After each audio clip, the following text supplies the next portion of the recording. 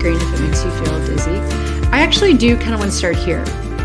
So this is a good place to pick up where we left off. I'm going to review a little bit as we move into talking more about what is going on in the brain and body when someone is triggered or is having some sort of neurological reaction to a potentially traumatizing situation. And Kevin's going to want to mute himself because he's coughing. So I think he can mute himself. If not, he'll need to let me know that, and I can go mute him, I guess. I don't really know how all of this works.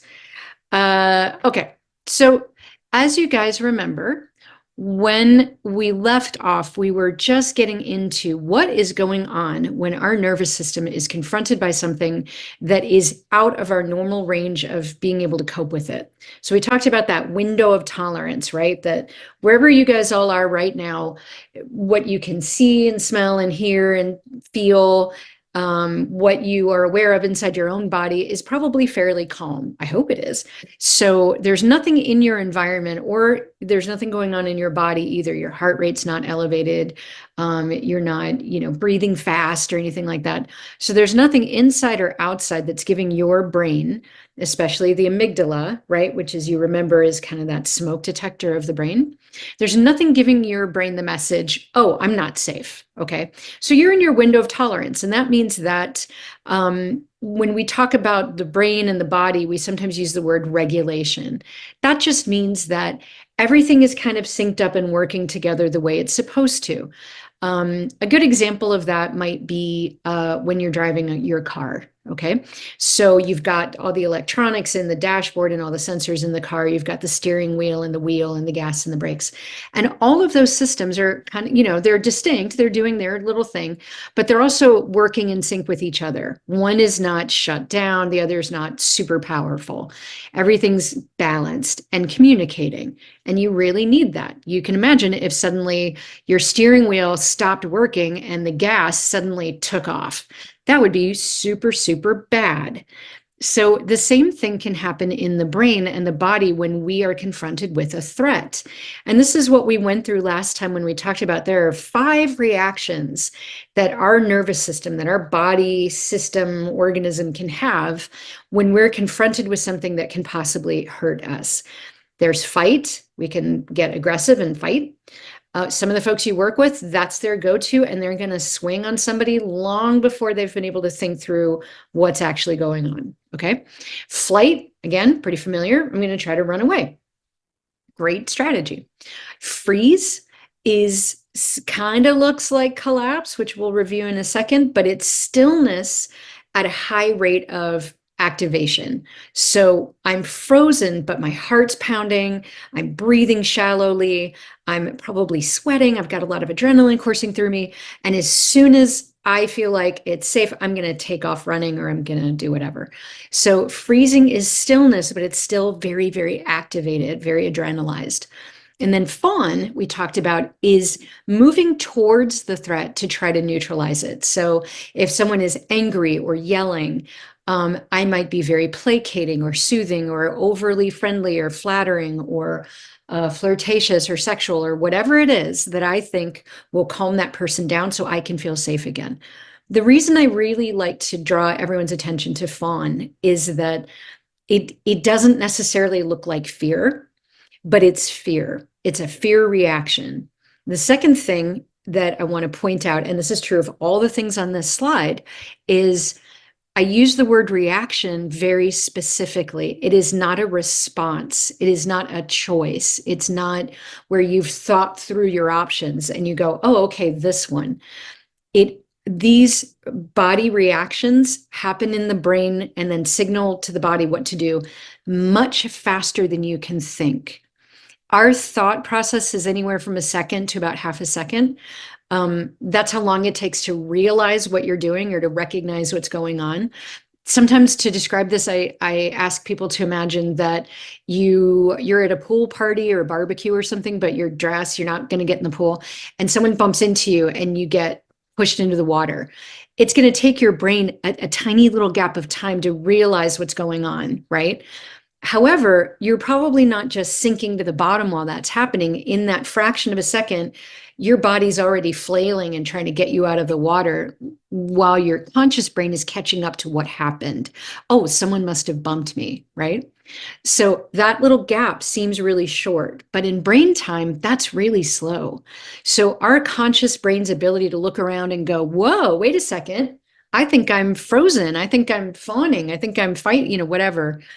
That's a good half second behind, give or take, depending on the estimate, your body already putting those survival protocols into action.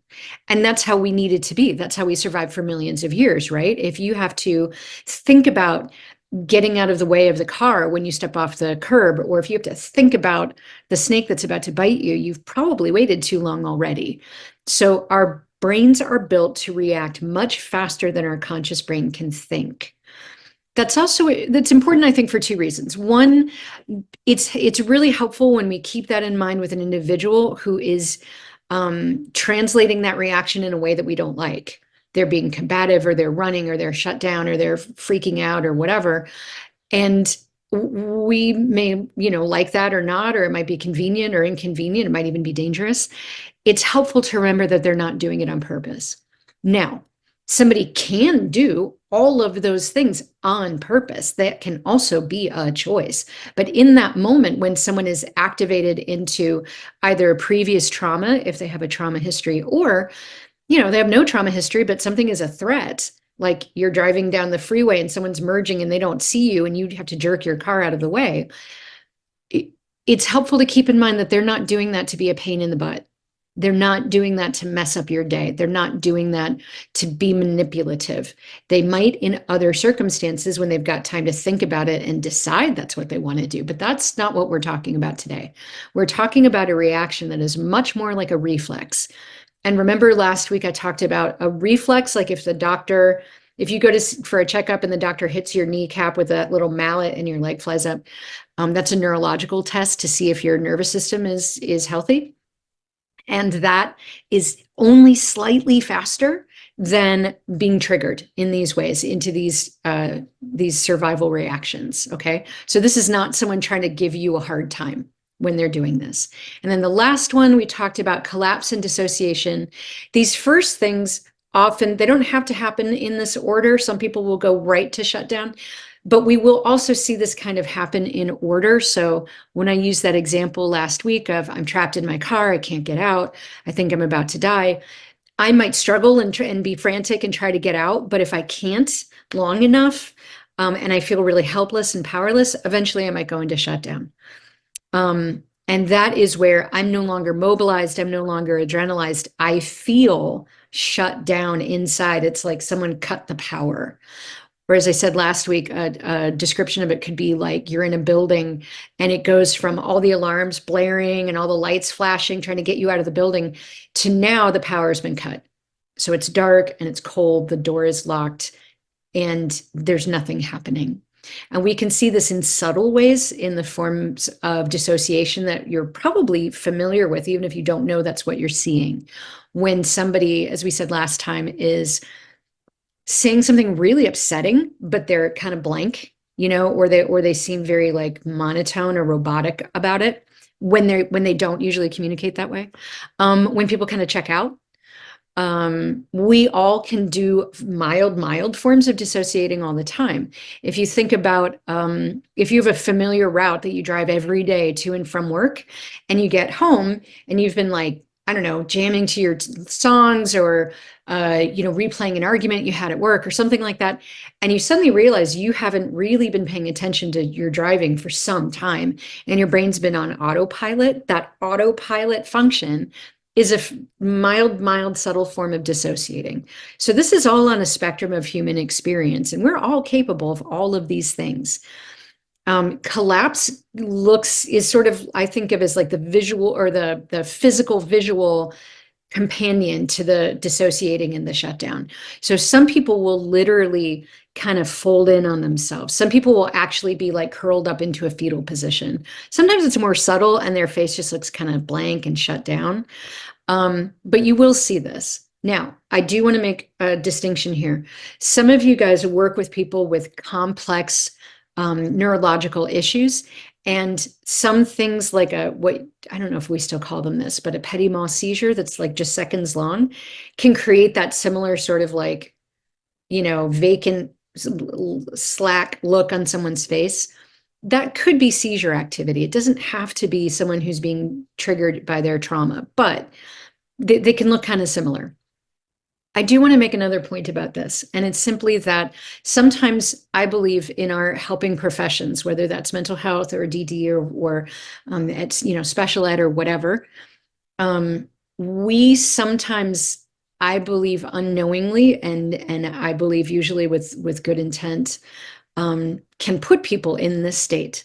And what we're saying to ourselves is that they're calming down, but actually they've surrendered.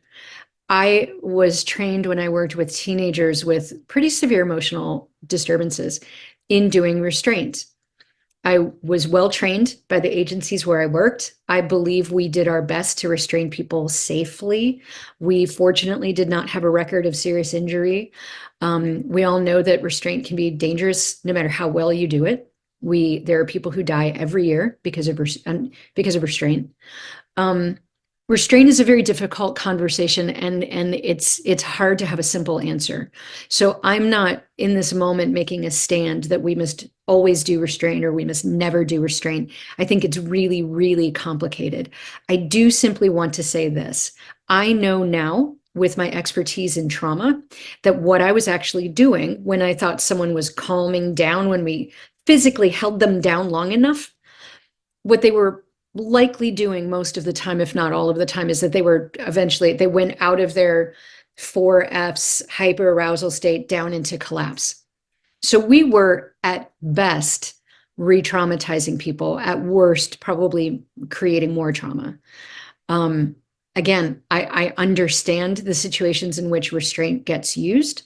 I understand the need to keep people safe. I don't know what the answer is. I just know while we are having that conversation, as the helping professions are, and hopefully, big conversations, I think that should be a part of it. That we are almost certainly re-traumatizing a large number of the people that we restrain, no matter how physically safe we are as we're doing it. So that's important to know as well. Anyway, that I think is a good review of roughly where we left off. I think we'd gotten a little bit further. And here is the slide that kind of, first of all, shows you what a typical or more normal nervous system looks like, with that big window of tolerance in the middle. Most of us, most of the time, get through our day and there is nothing threatening that is putting our nervous system into that emergency setting. Hopefully, because it's meant to be very powerful and very rare, right? We're not supposed to live there. But as we started talking about last week, the brain changes with repetition. That's how we learn things. Most things that are complicated to learn, like playing a sport or playing an instrument or driving a car, you've got to repeat it. You can't just do it one time and then you've got it. What happens when you repeat it is that your brain is actually building pathways that get faster and faster and faster, like putting a shortcut on your phone with an app or something. It gets faster and more powerful every time you do it, which is why you get better at it, which is great if you're trying to learn how to play baseball. Not so good if you're experiencing trauma. So what happens when someone is traumatized over and over and over again with chronic long-term trauma, or when they're triggered over and over and over again, even if the trauma happened years ago, eventually the brain starts to look like this. Those pathways get stronger and faster and stronger and faster until you have someone who goes into that hyper 4F, fight, flight, freeze, fawn, or hypo arousal, that shutdown and collapse, much more easily. And that window of tolerance is smaller. And then there are some folks we work with where this is where they live most of the time. And this is how we see them. This is how we diagnose them with having a personality disorder. This is how we label them a criminal. This is how we have a bunch of behavior plans because they're a troublemaker or they're attention seeking. What we are probably seeing with many, many of those folks is actually this. So I want to move ahead to this briefly because I think that the most important pivot of this training, and we're about to make that pivot now, is understanding ourselves as just as important as understanding the people we work with, right? When I went to school to learn to be a therapist, we've spent almost all of our time talking about patients, talking about how to work with people, which of course, right? What I know now is that I need to know as much about myself as I do the other person, because I'm the one who's got to engage them. I'm the one who's got to respond to them. I'm the one who's got to work with where they are. And if I'm activated, if I'm in fight, flight, freeze, fawn, if I am shut down or collapsed, um, then it's really hard for me to do that. And I'm a human being. So if someone is busy throwing furniture or screaming or trying to hit me, or they're shut down and collapsed and I don't know what's going on, it can bring feelings up for me. And so I've used this slide. I created this for this presentation from the work of a wonderful therapist named Deb Dana. She does trainings that you can see online if you want to follow up on some of this. And I use this also with some of my clients in my private practice. Don't worry about the ventral vagal sympathetic nervous system stuff. That's for a bigger training about trauma. That's more in depth. And I'm not saying that you should tell your supervisors that you want us to do that training, but I'm not saying that you should tell them that. Anyway, for our purposes, I just want you to look at sort of that middle column, safe, mobilized, and dissociated. That's going to be pretty familiar for everything we've been talking about, right? So that first row, you're in your window of tolerance, you're feeling okay. Engagement zone, it's just another way of saying you can interact with the world in whatever way is usual and comfortable for you. And so you feel safe in your body and you can interact with people in a regulated way. You know what's going on, you're not triggered, etc. And then on the top, it says sensations, feelings, and thoughts. So that next little row gives, what I have clients do is have them start to jot down, what do you feel in your body when you feel safe and open and you're in your window of tolerance and everything is okay? What are the emotions that you have? What are the thoughts that you have? And then I ask them to do the same thing for when you're hyper aroused, when you're in your 4Fs, fight, flight, freeze, fawn, because those are a little different for everybody. I know for myself, for example, when I'm activated that way, when I'm mobilized or adrenalized because of some perceived threat or trigger or whatever, I'm of the pale peoples of the world. And so my face turns bright red, like you can see it 2 rooms away. And I can feel it. I can feel my face burning. So that to me is an early body sensation that lets me know that I might be getting activated. I might be feeling triggered or threatened or whatever, and I'm maybe hyper aroused.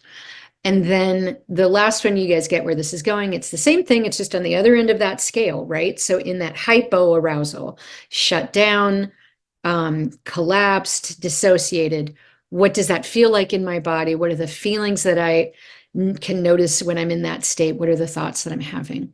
My experience is that whether you're a seasoned clinical therapist or a newly hired DSP, generally speaking, we are trained about other people and we're rarely trained about ourselves. I think that's still true in a lot of our professions, medicine, psychology, basically any helping profession. I think that's still true.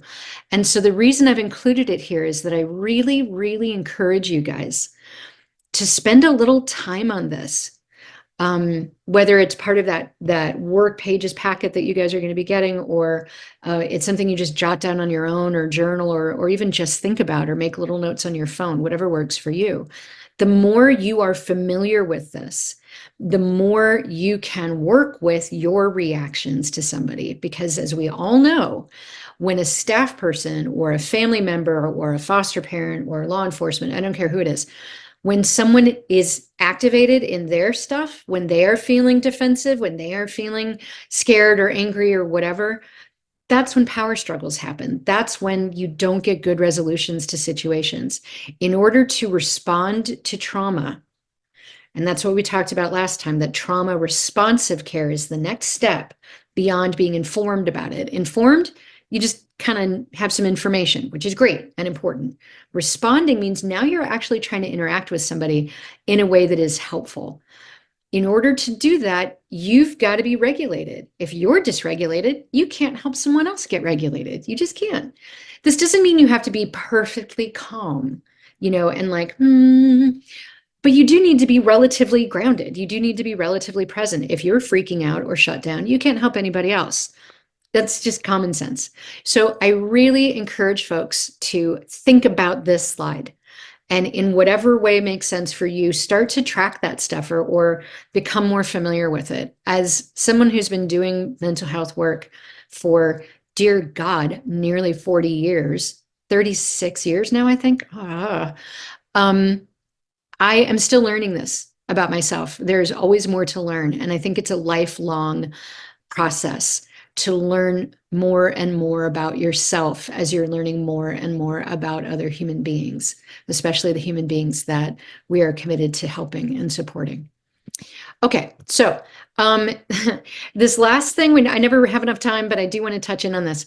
Bruce Perry, those of you guys who are familiar with trauma, and especially if you have any interest in working with kids, or you have experience working with kids or teens, if you're kind of a trauma nerd like me, you probably have heard this name. I would say that after Bessel van der Kolk, Bruce Perry is one of the most well-known names in the world for trauma, certainly for childhood trauma. And he's actually been in Ohio a number of times. I know that Franklin County Children's Services brought him in Franklin County. I know the state Ohio Department of Mental Health brought him around for a series of trainings. He has books, he has videos. He's a really, really important figure in this world. And this is what he has to say. We're going to break it down a little bit. He says, people usually want to teach other people from the top down, but the brain actually works from the bottom up. And all the stuff we've talked about so far helps us now to get into this, what he's actually talking about. So I'm going to give you guys a model for the brain. I don't think we did this last time. I can't remember. Menopause. Yay, no short-term memory anymore. But I don't think we did. So we're going to do it now. So this is a decent model of the brain for what we're talking about. It's a little incorrect in some ways in terms of the absolute cutting edge modern recent developments for how we think about the brain, but for our purposes, it's good. So this is what I want you guys to do. I want everybody to raise your hand. Could be right or left, I guess, if you're a lefty, all good. And then make a light fist with your fingers wrapping around your fingers. Okay. So you don't have to raise your hand on here. You guys are so good. No, I just meant like your actual hand. Just raise your hand. And you guys are good sports. Lightly put your fingers around your thumb. Don't do anything to, that's uncomfortable or hurts. And this little fist here, this is a pretty good model of the brain for what we're going to talk about. So I sometimes call this the hand brain. So if your arm is like your spinal cord running through your body and your wrist is like way too big for the column, the brain stem, all right, that actually looks like a little stalk of cauliflower, right? If it's really the size of your wrist, something is terribly wrong. Don't bother finishing this training, just get to the hospital, right? Something that's not what your brain's supposed to look like. But if you could imagine that your wrist is much, much thinner, that little kind of cauliflower stalk that attaches the bottom of your brain to the top of your spinal cord. And then that kind of flat part of your brain, like the bottom of your brain. So the heel of your palm and your wrist here, we sometimes refer to that whole region as the brain stem. Technically, it's also called the diencephalon, but you don't need to worry about that. And this is also sometimes called the alligator brain or the lizard brain because it's all the functions that your body does automatically. And it's kind of about the range of stuff that like a reptile would do, right? So eating, pooping, peeing, sex, for us, mammals, temperature regulation, mammals can't do that, or reptiles can't do that. Balance up, being able to walk, stuff like that, all the motor function, your heart working, your lungs working, all of that stuff that you don't have to think about to do happens here. None of you are sitting in this training today, I hope, having to remind yourself to digest your lunch, right? Your body's just taking care of that. You don't have to remind yourself to breathe in and out or to keep your heart beating. This is all happening in the brainstem. And that's why if somebody doesn't have brain activity in their brainstem, they're dead. You can't survive with that. Then if we go up to where your thumb is, I need to make sure I'm on camera here. When you go up to where your thumb is, kind of tucked into your fist like that, that is roughly the positioning of the limbic system in mammals, including human beings. Our limbic system is bigger than the thumb, but it's kind of just in the middle there. And it sort of connects the top and the bottom, right? And the brain works top to bottom, side to side, and front to back.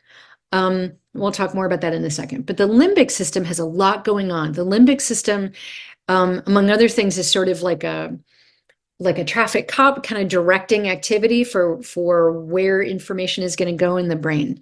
The amygdala, as I mentioned, is the smoke detector. It's constantly scanning the outside environment and what's going on in your body to figure out if you're safe or not. And it does that so continuously that it doesn't have a sense of past or present or future. It's always now. We'll talk about that more in a second. To visualize where the amygdala would be in your brain, look at your thumbnail for a second. And if you imagine that you had two little almond-shaped freckles at the bottom corners of your thumbnail, that's about where your amygdala is, roughly. It's a little more tipped down in your brain right now. And right now, your amygdala is asking the question, is Kevin safe? Is Muhammad safe? Am I safe? Right? All the time. Now, you'll notice that the top of the limbic system kind of touches the back of the top part of the brain. The top part of the brain, that covering of the brain, kind of like where people don't wear bathing caps anymore, but if you wear like a bathing cap or shower cap or something, that's kind of like the cortex. The cortex is the last part of the brain to develop in a fetus. It was the last part of the brain to evolve as we evolved into primates. And this does the most complicated stuff for the brain, or as brain scientists like to put it, the thinky thoughts of the brain, right? So if you think about the cortex coming down all the way down to your fingernails, which is like the front of your brain behind your forehead, when someone gets a brain injury, it's often in the front, right? If they hit their head or they're in a car accident or something. And what gets damaged when people have that kind of brain injury? Well, it's often things like impulse control, executive functioning, the ability to do complicated reasoning.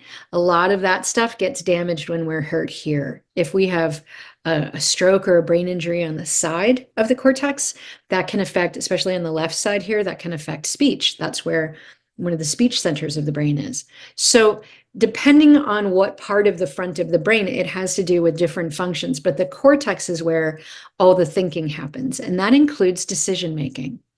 So when I said that my professor did not choose to leap out of his chair and start screaming, what I meant was that front part of his brain didn't go through all the options and say, should I sit here quietly with my wife and keep watching this movie? Or should I leap out of my chair and crouch down in the aisle and scream and scream and scream?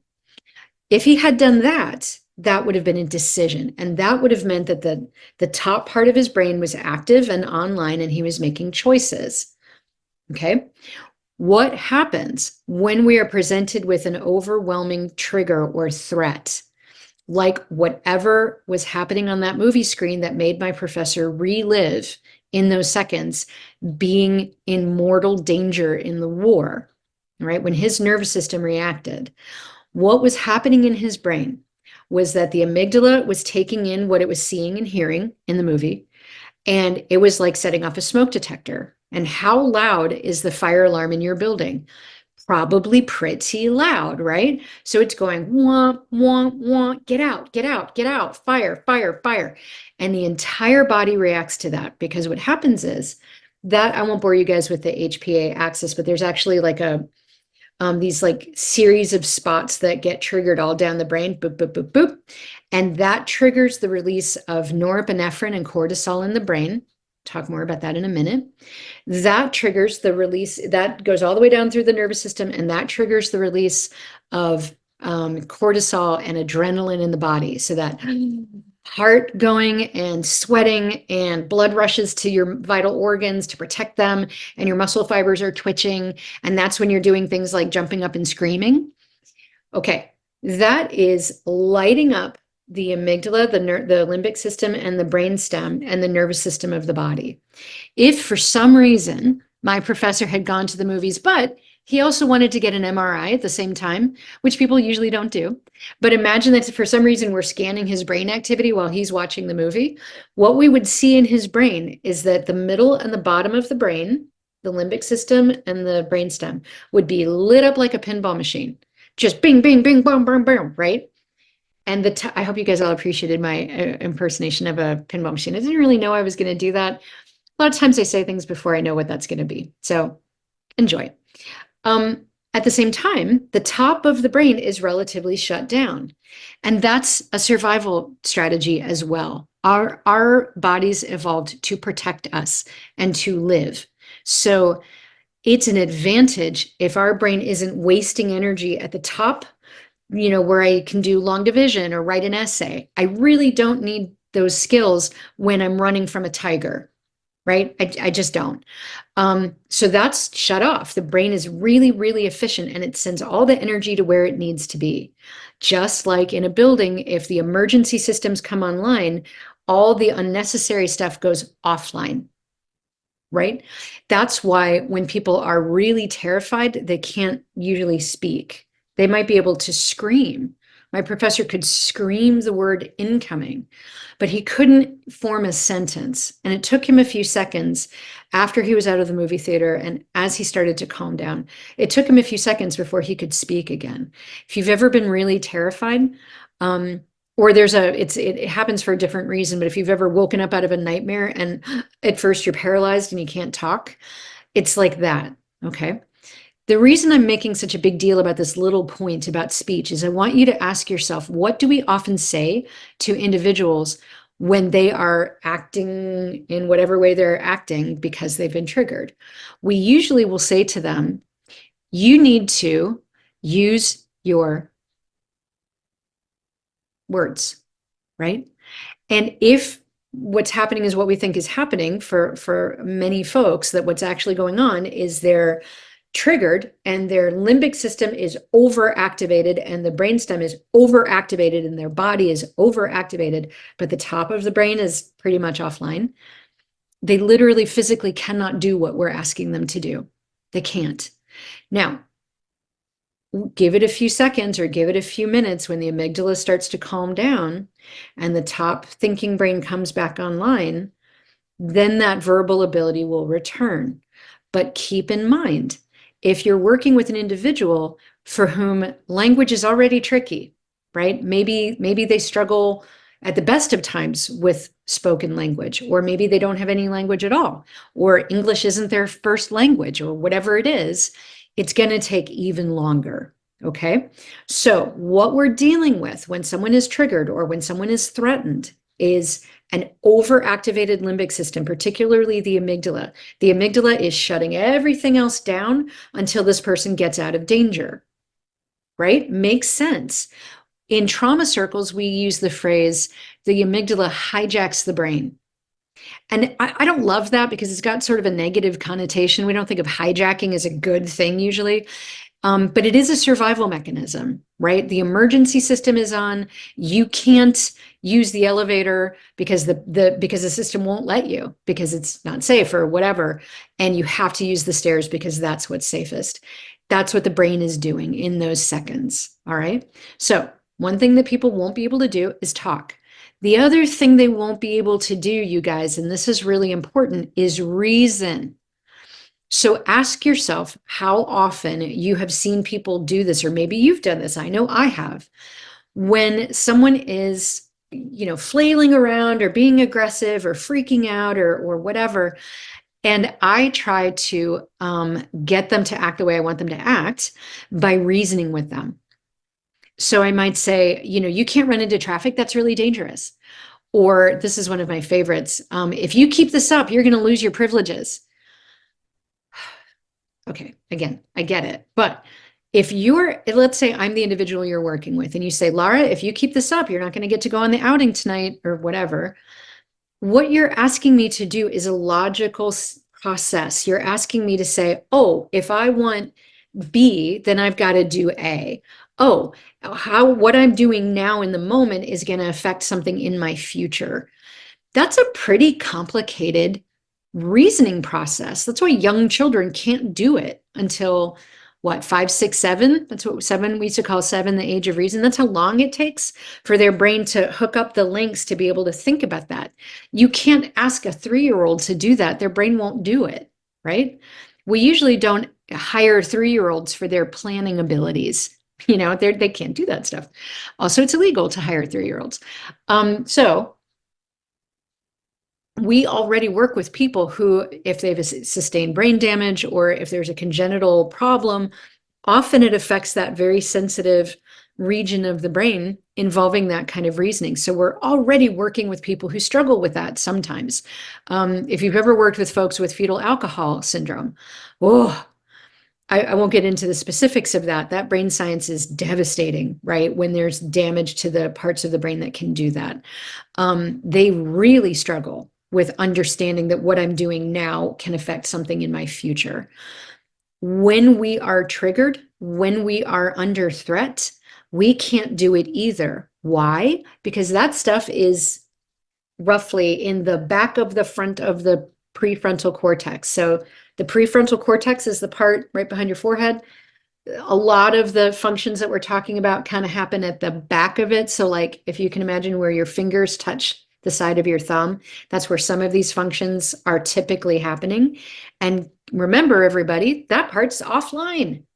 So when we use things like consequences or logic of any kind, well, Kevin, you really can't throw punches at Susie because you wouldn't like that if she did that to you. Great if Kevin's calm, if his amygdala isn't taking over everything. But if the emergency systems have taken over, that part of his brain doesn't work.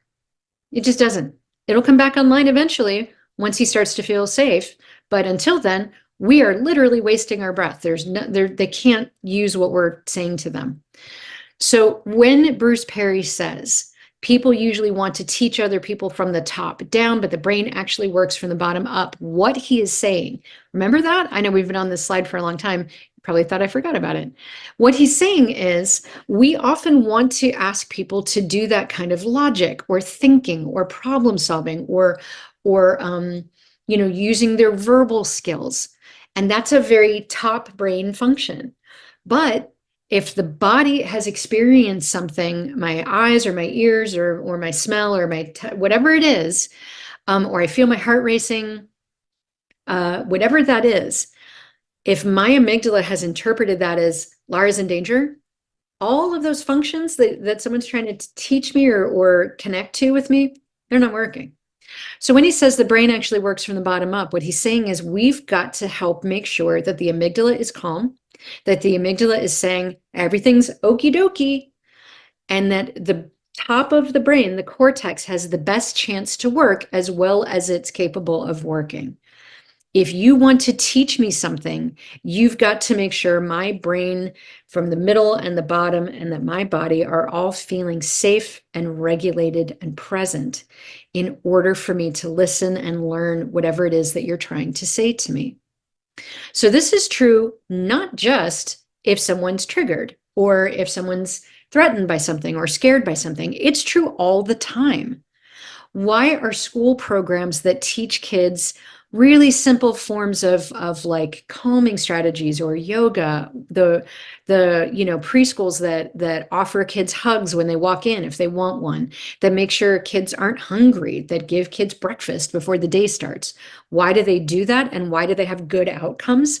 Because if I'm preoccupied with being scared or hungry or mad or sad or whatever, I can't learn, I can't think. And that's what I'm there in the classroom to do.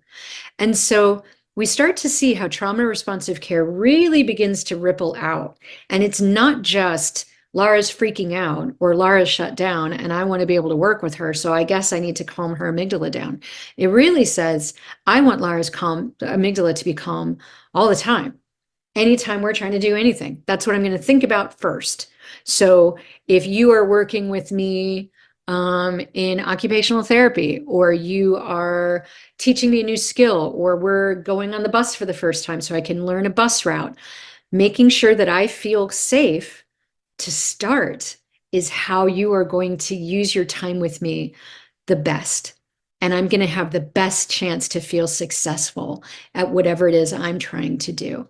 So we really start to see how this begins to affect everything about how we interact with people all the time, not just how do we deal with people when they're being challenging or difficult because they're triggered in their trauma.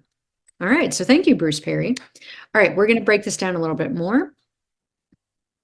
All right. Again, don't worry about the limbic system, vagus nerve stuff. That's part of a larger training, but we will talk about a lot of the stuff on this slide.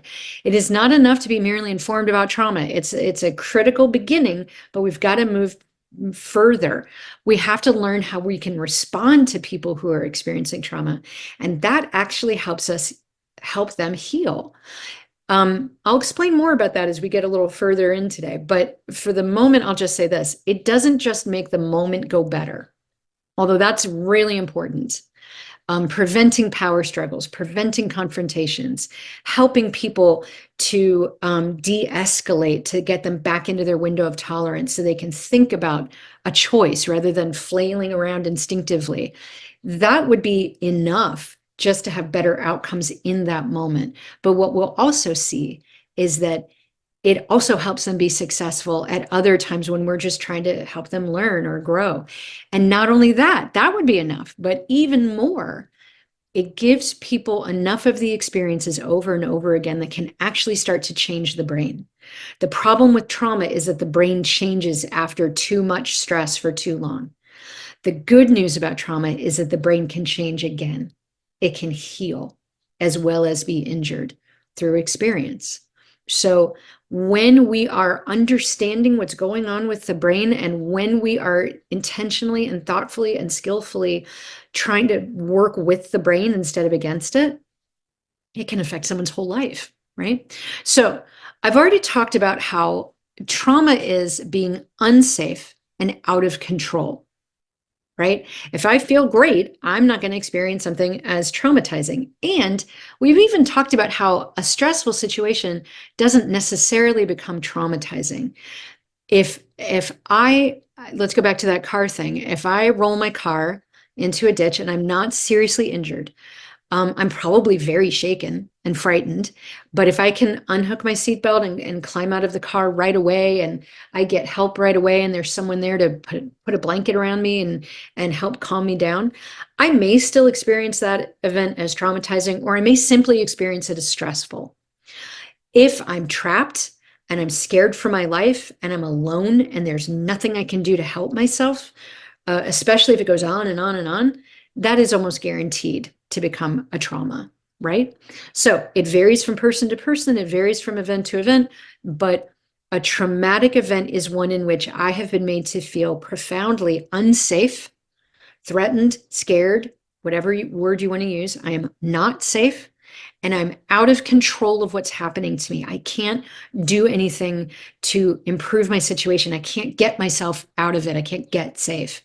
At least I can't do that very easily or very quickly. All right. That's what takes something from the realm of being stressful to traumatizing. And so when we want to help the brain get back online, we want the amygdala to calm down.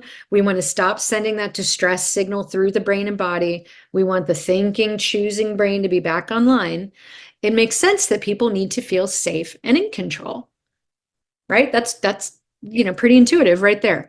I want you to feel safe and I want you to be in control. In this sense, safe means the amygdala and the limbic system calm down. So, things go from red to green, danger level green, I don't know, whatever. I used to use the DEF CON example, but I can never remember how the DEF CON thing goes. So whatever that is, you need all systems to be go. You need the amygdala to answer the question, is Lara safe right now? Yes. Now, one other thing I wanted to point out that I just remembered that I want to come back to. The part of the brain that tracks time kind of runs like a mohawk along the top of the cortex. The amygdala is what we call achromatic. It has no sense of time.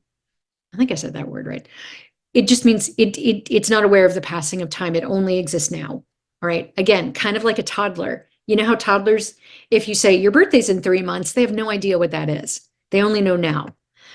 Your brain's kind of like a toddler. All right. So when your brain is calm and all the parts are talking to each other, up and down, side to side, back to front, just like your car, right? All the systems of your car are all connected and in sync, then you have a sense of time. If I asked you to think about your wedding day or your 10th birthday party, you have that feeling of having to go back in time to think about it. If I ask you to tell me about your plans for your summer vacation in a month, you have to sort of put your brain into the future and imagine it to talk to me about it. So that sense of time, right? Your limbic system has to be connected to the top of your brain to feel that. When the amygdala kicks in that survival system and those parts stop talking to each other, you no longer have any sense of time, which is why my professor reacted as if the war was happening, even though the war had been over, I don't know, 7 years, 10 years, whenever that movie came out. The war had his participation in anyway in the war had been over for years. People can be triggered into a trauma that happened 30 years ago, 200 miles away, but the nervous system is behaving as if it's happening now. And now you know why. Ta-da! Now you know why. Because those parts of the brain stop talking to each other. So there's no sense of time. And if you've ever been with somebody when they're triggered, this used to happen to me long before I knew about trauma. Again, when I worked with teens, it was the oddest thing, but if you've ever seen it, you know exactly what I'm describing. There would be some issue, some problem, whatever. I would tell a kid about, curfew, or they had to get off the phone. This was back when people had to share phones. Those of you who are too young to remember that, I'm kind of mad at you. So, you're going to have to ask someone else about it. But there was a time when everybody would have to share one phone. And what would happen would be the kid and I would start arguing or getting into it or whatever. And I could see the kid getting frustrated. And then it was almost like a switch would flip.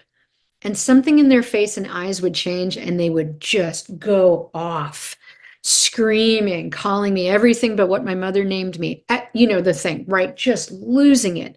What I would now call fight, flight, freeze, fawn, right? They are very hyper aroused. They are flipping out.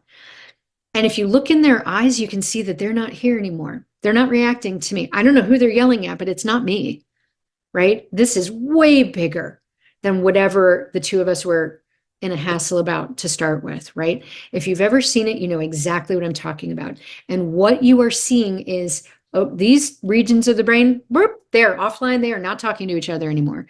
And that amygdala and that limbic system is perhaps reacting to someone or something long ago and far from here. So that little fun fact about how the amygdala and the limbic system doesn't track time is actually pretty important. And it's really helpful for me not to take it personally when this person is totally flipping out on me, because it's no longer about me. It stopped being about me way back at maybe in the early moments of this interaction. Some of the folks that I know are joining this call today that are foster parents, you probably know exactly what I'm talking about. And once you know the brain science behind it, you can almost see it happening. Okay. So where was I talking about? Yeah, safe and in control. So safe means that amygdala has calmed down. The amygdala is answering, is Laura safe? Yes. And the emergency system is gradually coming back down to normal, and the regular systems are coming back online. Okay. In control doesn't mean I'm now the boss of everybody and everybody's got to do what I say, obviously. It just means I'm in control of myself. And in control means my cortex is back online. Control really means I now have choices. I can choose if I'm going to throw that chair or if I'm going to put it down. It means I can choose if I'm going to throw that punch, or if I'm going to run out of the room, or if I'm going to stay and let someone talk to me and help me. But I've got to be able to choose it. That means my My cortex, particularly that prefrontal cortex, has to be functioning and communicating with the rest of my brain. Until that happens, I can't be in control of myself. All right. So what about this word in the middle? Because I've skipped it, right? I'm sure you guys all noticed that. And you may have noticed dopamine and serotonin, which we're going to talk about.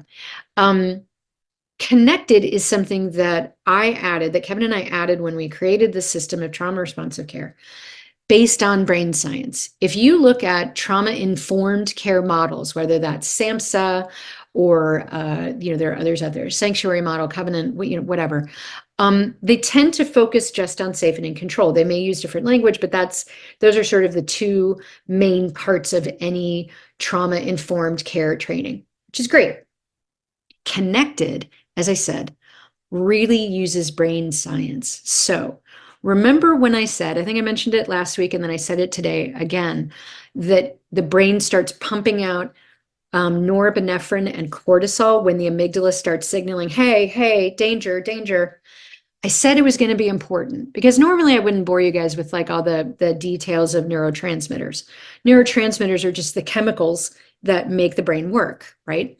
Sort of like the gas and the oil and the battery acid and all the stuff that makes your engine run.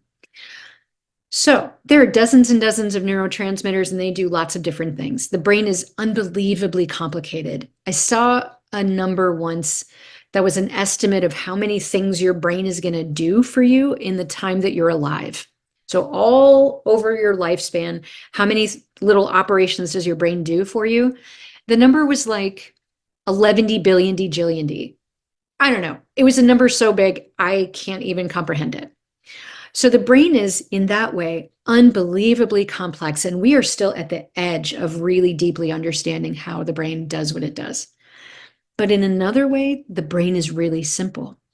It's organized on a few very simple principles. I'm going to teach one of you that one of those, I'm going to teach, not one of you, I'm going to teach all of you one of those principles right now. And the principle is this: on and off. That's it, on and off, right?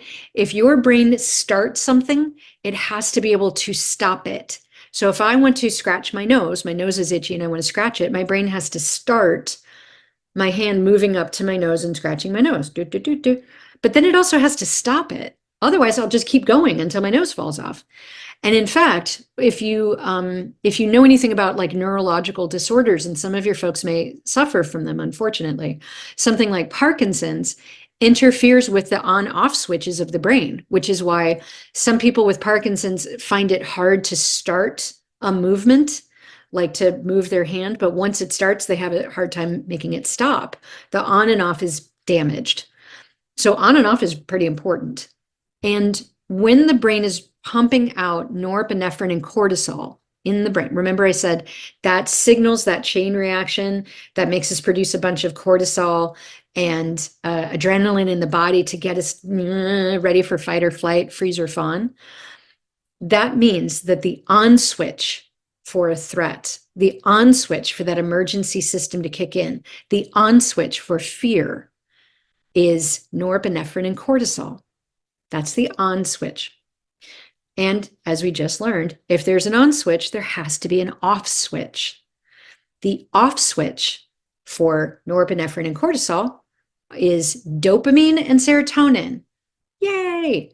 And before COVID, I think those were not things that people were pretty familiar with, but now, and also like things like TikTok, which please don't diagnose yourself on TikTok, but we're learning more about these two things. And that's partly because dopamine and serotonin are involved in a ton of things. They do many, many, many things in the brain. But they are, among other things, related to things like mood and emotion and learning and memory and reward and pleasure and all of those things. Serotonin is more of like a calming neurotransmitter. When we feel relaxed and safe and serene, then we've got enough serotonin floating around. Dopamine is more of the reward. So like why do you like playing a little game on your phone or a video game? Because you get a little reward. You get a little hit of dopamine every time you, get the Candy Crush, or I know I'm way out of sing when the game, whatever the games are now, whenever you do the little thing that the game wants you to do, and you get a little musical ding, or you get a little thing, or you win gold pieces, or whatever it is now, or you see a little like on your Instagram post or whatever, that boop gives your brain a little hit of dopamine. And we like that. We like that a lot.